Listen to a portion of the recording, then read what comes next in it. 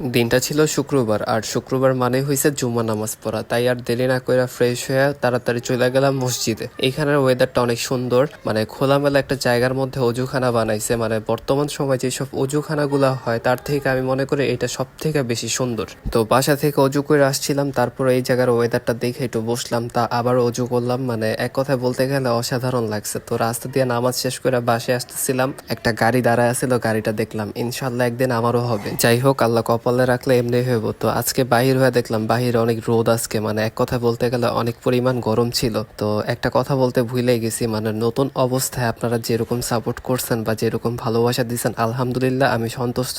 আমি চাই আপনারা আরো ভালোবাসা দেন। তো যাই হোক, বাসায় এসে পড়ছি। বাসায় আবার আম্মু আজকে কাচ্চি রান্না করতেছিল। মানে বাহিরে খাওয়া দাওয়া করার থেকে আমার কাছে মনে হয় বাসায় আম্মুর হাতের রান্না সব থেকে বেশি ভালো আর কি। তো কে কে বাসায় এরকম রান্না করে খান বা আম্মুর হাতের খাবার খান, এটা একটু কমেন্ট করে জানাইবেন। তো সবাই মিলে খাইতে বসছিলাম, আবার কিছু ভাইয়া আসছিল, মেহমান আসছিল, তারা সবাই মিলে একসাথে খাইলাম।